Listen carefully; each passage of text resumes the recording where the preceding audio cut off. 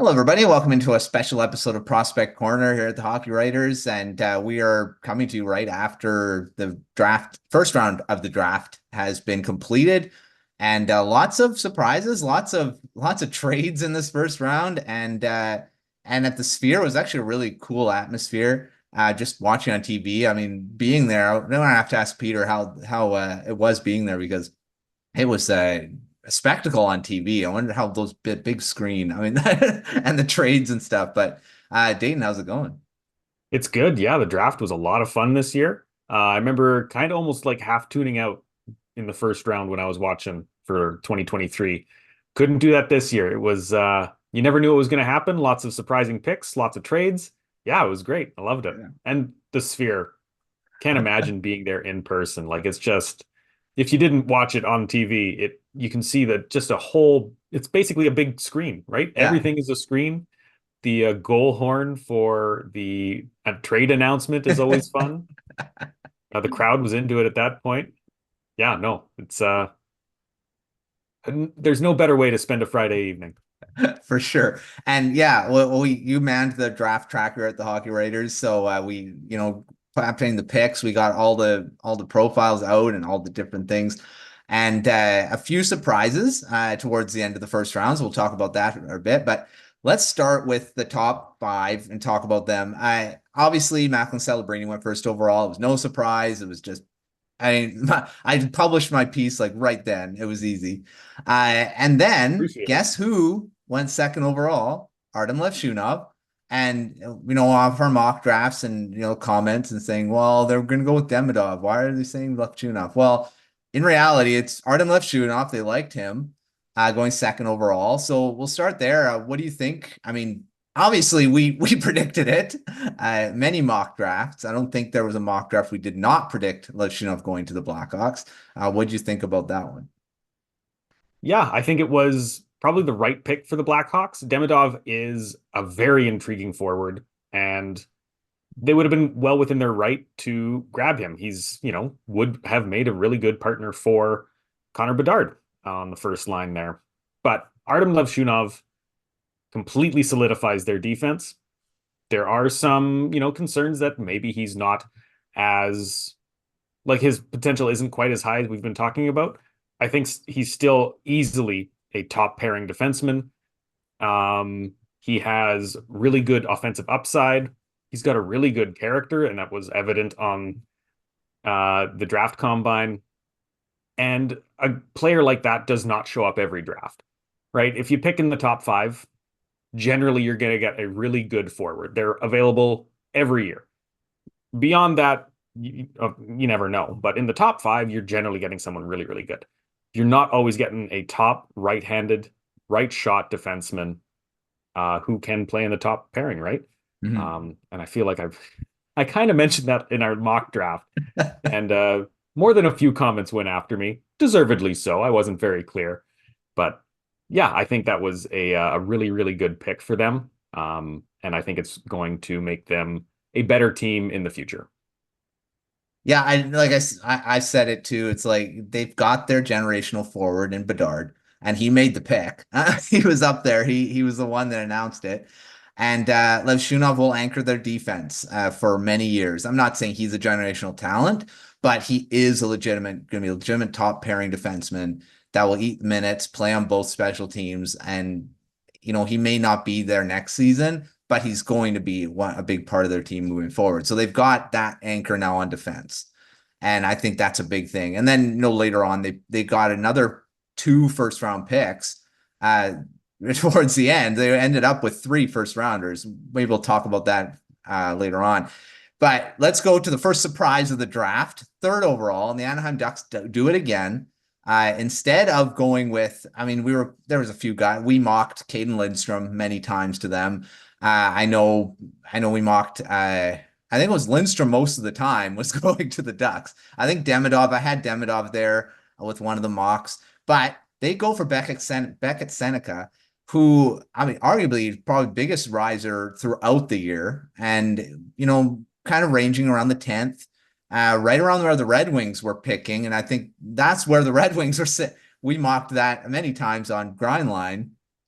but he goes to the Anaheim Ducks. First of all, were you surprised by Sennecke going third overall over, guys like Lindstrom, Demidov, Iginla, who went right after them? Is it a reach going for Sennecke at third? What did you think about that pick? Yeah, I wasn't surprised, right? Um, Nobody predicted him to go top three. There was a couple that went as boldly as top five, and you kind of think, oh, you guys are outliers. But he had a crazy end of the season and a fantastic playoffs. And one thing that I liked that I read was that he is a big player who plays a small player's game because he has that intelligence, he has that speed, he has those hands that you need to have when you're a smaller player. And for most of his career, he was.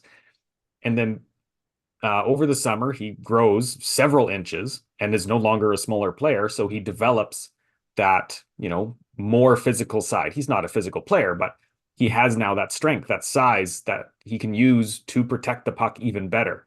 So he is a very interesting player. And the Ducks have like made a history of Yeah. doing wild things at the draft, and I love it.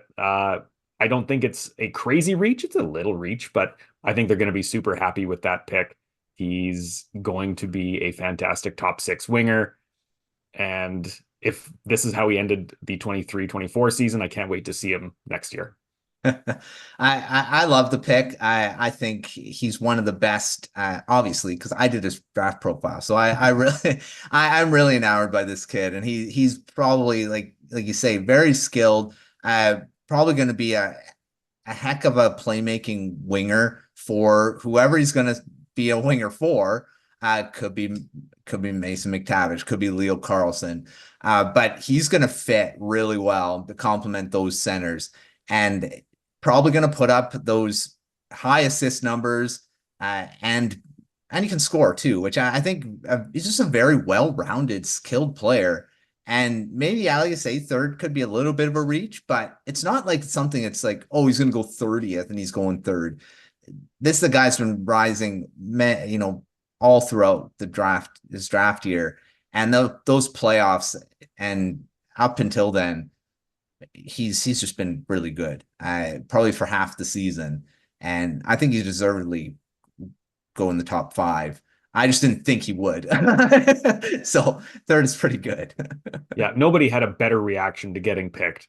Like he I was love it. blown Yeah. away, and that was just like so charming to see because you see a lot of the kids just like, "Yep, I'm picked now. I'm going to go up and get my jersey," and it's all very serious and it's very business.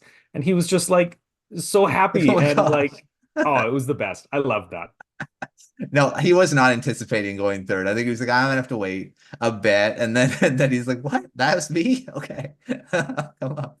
Yeah. But yeah, that was awesome. And I love the pick, and I'll be following him. And he's probably going to be an annoying player in the Pacific Division. I know it already. Uh, Playing Probably. against him. So, but yeah, it's gonna be exciting to watch him. All right, well, Caden Lindstrom goes fourth. That not a surprise going in the top five. You had him in the top five. And then the Montreal Canadiens, guess who they get? Ivan Demidov drops to fifth overall, and Kent Hughes afterwards says, "Yes, we wanted him. This is the guy we were targeting." And I know Elliot Friedman was trying to get out of him that you're going to try whatever you can to try to get him, and he's like, "Well, he dropped to us." That's how it goes. What'd you think about that one? Is this a steal? I mean, I'll put that in quotes because fifth overall. I mean, you're not going to have a steal really, but this is a guy that could have gone second overall, and he drops to five. Is this a steal in your mind for the Canadians getting him here? I don't think it's a steal. I think the top five, or like from two to five, we're all separated very, very closely. Levshunov is a top pairing defenseman. Sennecke is most likely a first line winger, right? Incredible playmaking abilities, like you mentioned. Caden Lindstrom is a first line center with some power forward abilities, and also like he's a great scorer and playmaker too. He can kind of do it all. Demidov is right there with him. I don't foresee him being incredibly better than that, or any worse than that. So it kind of just came down to preference. Some other teams had some more preferences, and that led Demidov to fall.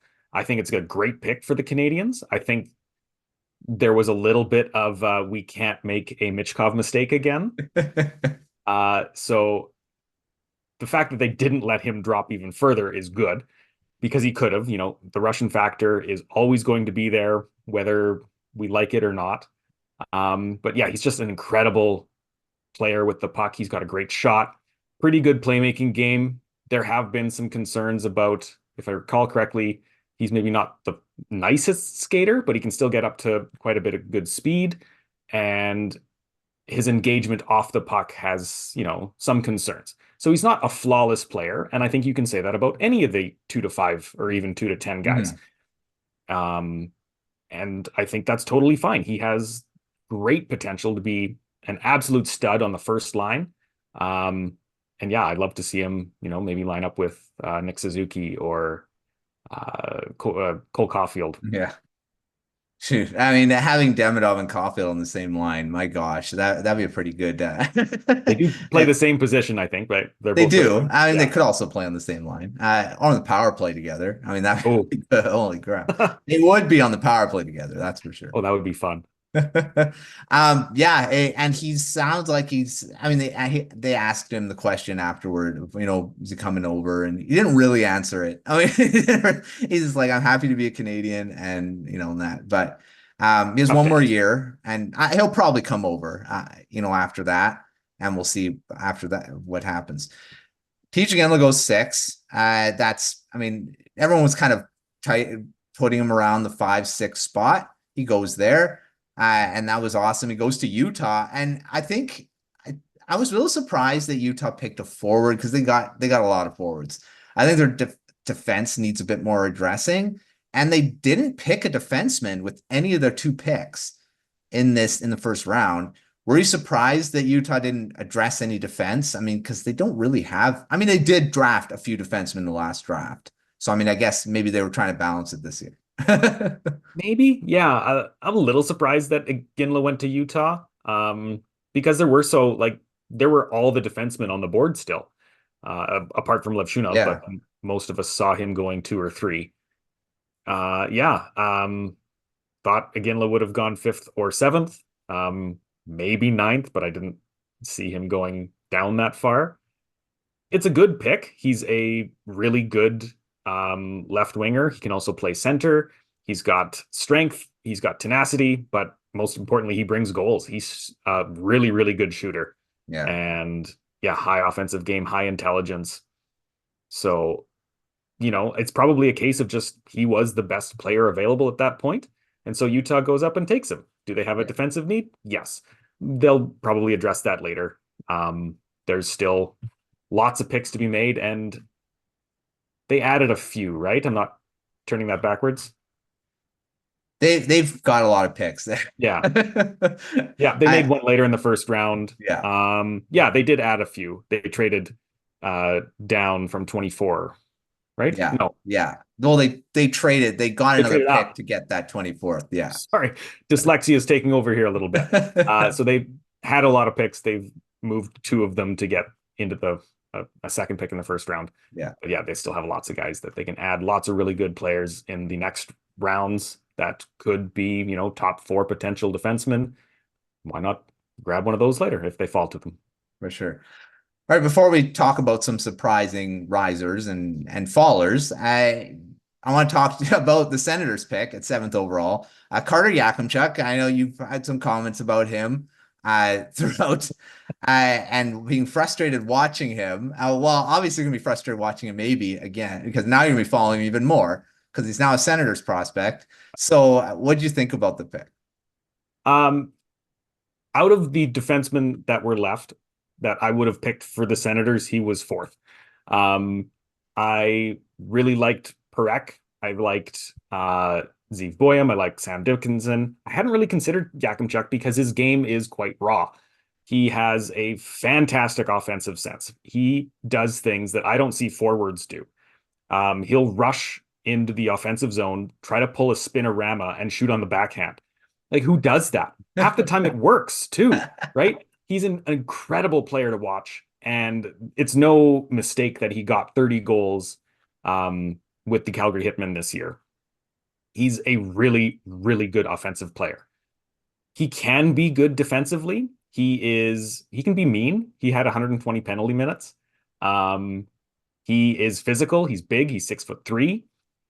He's just my personal problem is that he makes really dumb mistakes sometimes. He'll be out of position and then he doesn't have that elite skating to fix that quickly. He'll have to scramble to get back in and leave the Hitmen kind of in the lurch for a minute or two. Um, so I wasn't a huge fan of the pick. I don't hate it though. By no means do I hate it. I think that is a very Senators pick. And I had wondered if they were going to go that way. It just feels a little bit of a reach, not a crazy reach. Before any Senators fans get mad at me, as I was talking with another Senators writer, and he loves it. So we're it's all good. Yeah, he has that snarl in his game that I think really fits with the Tkachuk era of Senators, and he could fit with that really, really well. He could balance out Jake Sanderson and let Sanderson play a bit more of an offensive game, or let Sanderson play more that defensive specialty and kind of fix that defensive lapse that Yakemchuk has. Mm-hmm. So I think they could both be a really good pair on the top line. And he does project to be a top line defenseman. The lowest I had him was 15th. So I knew he was going into lottery picks. He's a really good player. I think the Senators are going to be happy. They just will have to wait for him a little bit. Yeah, I think okay, I believe, and I've said this many times, you probably know what I'm going to say, is that you can't teach offense. You can teach defense, you have the instincts. I'd rather go for a high risk guy like Yakemchuk than, I mean, maybe not. I like Dickinson too. I mean, he's going to be a great defenseman too. But Yakemchuk is just, I think he's got a lot of offensive upside that you just can't teach. Like you said, he does things like a forward does. And as a defenseman, that's exciting. And I've watched Quinn Hughes develop from a guy like that, where everyone was worried about his ability to play defense. And now he's like, well, he's a Norris Trophy winner. So it's he not saying that all Norris Trophy winners can play defense because Erik Karlsson has won twice, but he has developed that defensive game over time. And with the right coaching, Yakemchuk will be able to do that too, I think. So I like the pick. Probably, I mean, for me, I probably would have gone Zane Parekh at that point, but I mean, it's not a horrible pick by any means. No. All right. What other surprises? Were there any other surprises apart from Sennecke? I mean, there were a lot of different moving parts, and some defensemen dropped further than I think a lot of people thought. Were there any surprises for you in the first round here?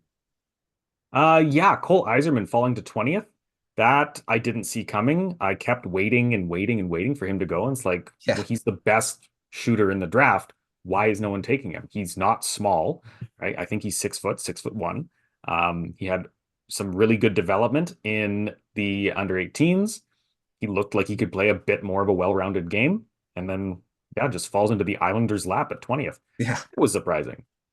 Dean Letourneau going 25th, I found a little surprising. I'm not surprised that he crept into the first round because he's 6'6". Someone's going to take him.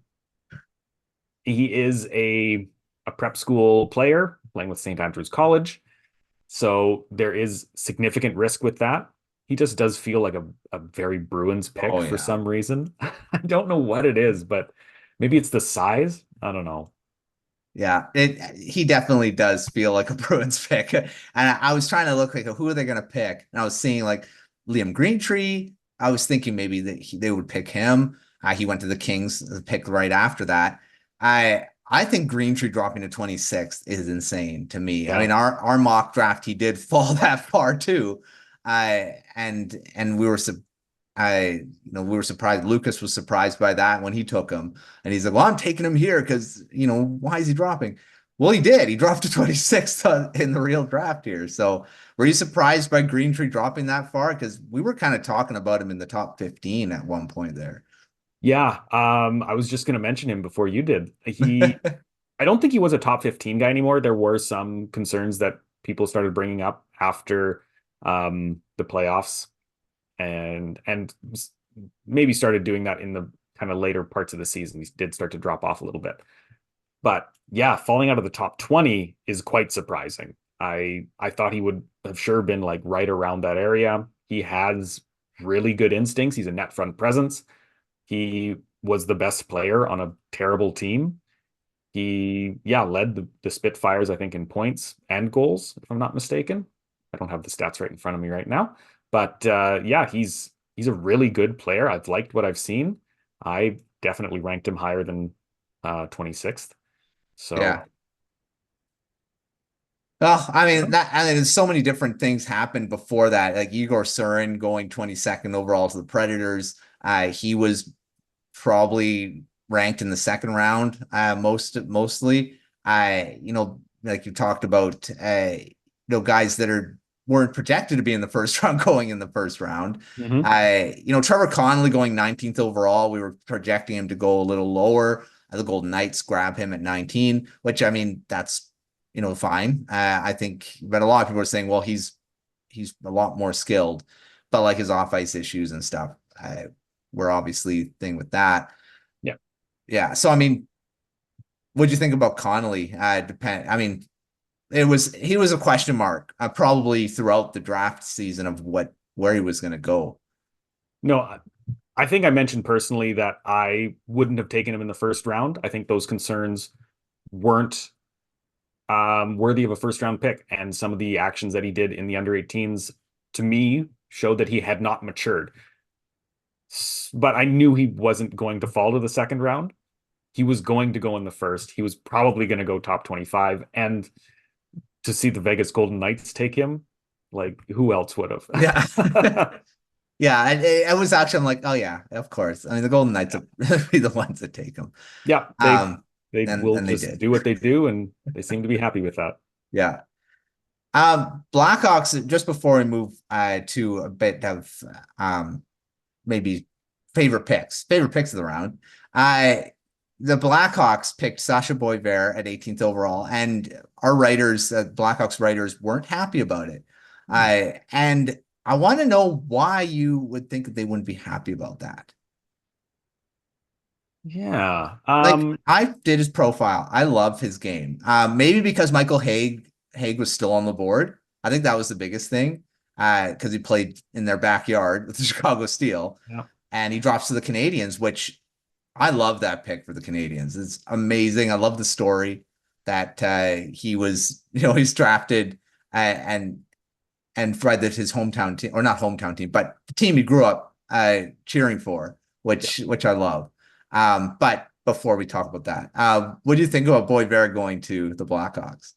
Um, yeah, so fans might see, some other guys who are still on the board, like you mentioned, Michael Hage, or Cole Eiserman still's on the board at that Right. point. Um, Emil Hemming, he kind of dropped a little bit. I thought he'd go higher. So some really talented guys are still there, and you go for a player who didn't have maybe the greatest end to his season.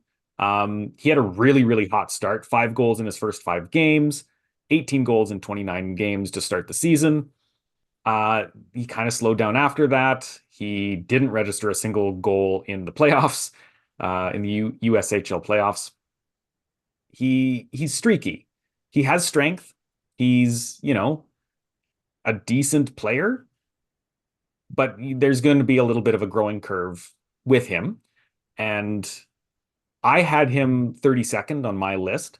I thought he was still worthy of a first round pick. There's just, he's a little bit more unpredictable. So I can see being a little upset with that. I don't think he's a bad player by any means, though. A first round pick is still going to get you somebody probably in the top 6, at minimum top 9. He's, like I said, got that strength. They were really raving about him as a power forward. Mhm. And when you have an extra pick after getting someone like Levshunov, you can be a little bit riskier. And I think that's probably what the Blackhawks are thinking. They get a guy who is in that middle 6, can really support somebody like Bedard on a second or third line, Mhm. and just be that anchor, maybe a little bit of snarl, maybe a little bit of that that dog in him, as Peter loves to say. Yeah, I think it's a solid pick. It's maybe a little bit of a reach, but I think a couple of years will help erase some of those upset feelings. I think so too. And I did his profile. That's why I think I'm always connected more to the guys that I covered a bit more closely. Oh, And same. I really liked him. And I was like, why are you upset? But then I was like, okay, well, you're looking at the other guys that went after. And I get it. I get it. But yeah, I think he's going to end up being a really good pick for the Blackhawks. And, they end up with 3 first rounders, and that's pretty good. Um, so who is your I'll say favorite pick or story, because I mean there's quite a few nice Hmm. stories that went on throughout the draft first round. There's more to come, obviously. I What was your favorite pick or story of the first round? I loved the Ducks grabbing Stian Solberg, 23rd overall. He becomes the second ever Norwegian taken in the first round, following Michael Nygaard, who went Yeah. 15th overall.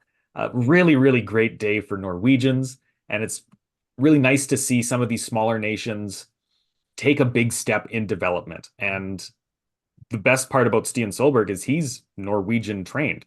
He's playing currently in Norway's top league, and he's doing just as good as some of the other prospects that are around playing in more traditional development leagues. Brandon Nygaard has gone to Sweden to play, which is, what you'd expect from some of those smaller nations. But yeah, Solberg, I think, stood out as my favorite pick. The Ducks continuously make really, really fun picks. One of my favorites last year was when they picked a blade, Yegor Sedorov, who just, I don't know if he led it, but he scored 50 some goals this season.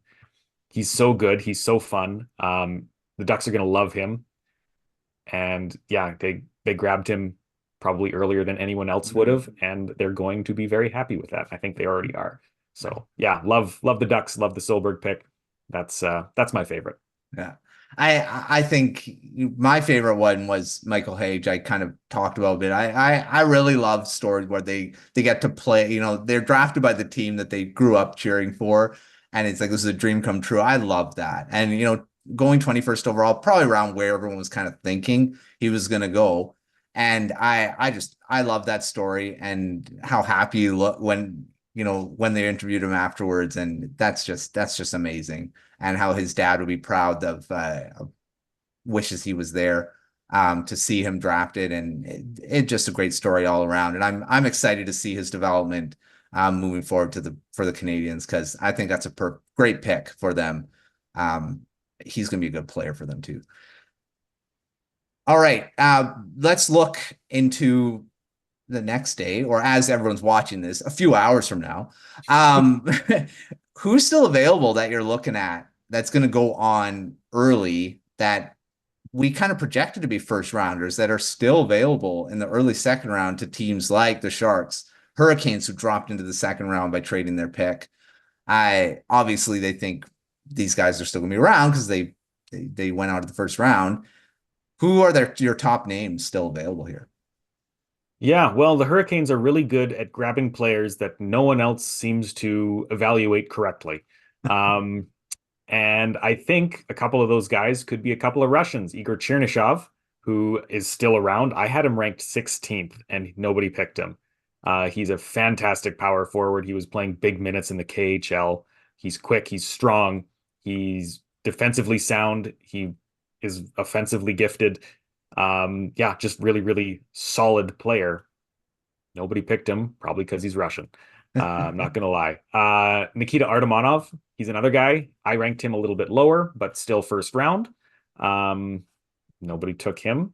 He played on the same team as Anton Salayev, so you would have seen him, right? Yeah.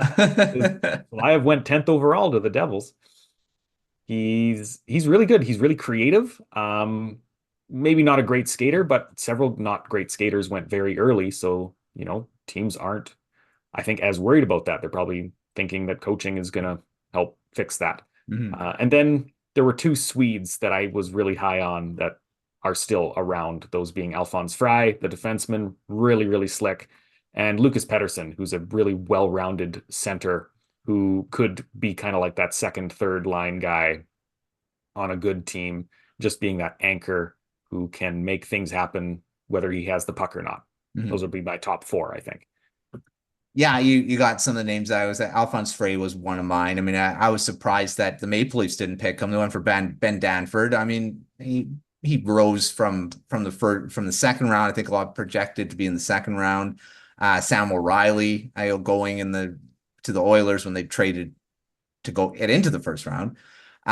So some of our surprise first rounders made it into the first round in our, we had the episode talking about some guys that could sneak in and be surprises. Well, Sam O'Reilly was one of Peter's there, and he caught that right on the head.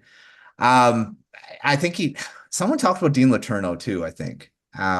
But yeah, and these are big guys, and O'Reilly, I think, is because of his two-way game that kind of got maybe the Oilers attention. But yeah, Frey is a big one for me that he wasn't picked in the first round. Yeah, Leo Salem-Wilneas, also not a first round pick. Could be again a great offensive defenseman. Overall, Sweden wasn't really represented in the first round too much. Actually, I I'm gonna don't say believe not that. at all. Nope. No first round Swedes. So that's a surprise. Yeah. Only two Which Finns. when was the last time that happened? Oh, it's been a minute. It's been a long time. Yeah. Yeah. So, I mean, there's a lot of good players still available for the teams in the first half of the second round. Unfortunately, the Canucks have no picks until the third round, so they're not going to have a chance of getting any of these guys. Never know. But yeah. Yeah. Any final thoughts before we kind of look forward to our full wrap up? Well, I'm really excited for tomorrow. Like you mentioned, there's a lot of really talented guys that I think are going to go early second round. I mentioned the Russians. I mentioned the Swedes. I'll throw a few more out there because again, I'm really excited about them. Cole Hudson and Teddy Stiga Yeah. on US's development team. Those again were first round picks for me and first round picks for several other people, especially Stiga. He had a big rise. Ryder Ritchie and Andrew Basha. Speaking of Tigers, Yeah. um, two guys who, I mean, they had slipped a little bit. I thought Ritchie would have gone in the first round. I think he's a really smart player. Um, and then Aaron Kivaharju didn't Yeah. go, but size concerns, I'm not super surprised with that. So a lot of guys who slipped out of the first round who were expected to be there. Some guys slipped into the first round who people didn't think so. And yeah, it's just been a fun draft. I love all the moves. I'm sure there's going to be more trades tomorrow. Teams seem really willing to move around and find the guys that they want because it's a fun draft this year. So Yeah. Lots of stuff happening. And before we end, who do you want the Senators to pick? 39th overall. They're like you said, you talked about a bunch of names there. They're really early on. they Who would you are. like to still be around at 39? I mean, literally any of those guys. Chernyshov is probably one of my favorites. I think he fits the Senators system really well. But one of my underrated favorites, Justin Poirier. I'm going to say it again. I think he's the second best shooter in the draft this year. He's little, but he's so strong. I think he would be excellent. And I hope he goes early and people don't mistake the size thing again because they Yeah. will.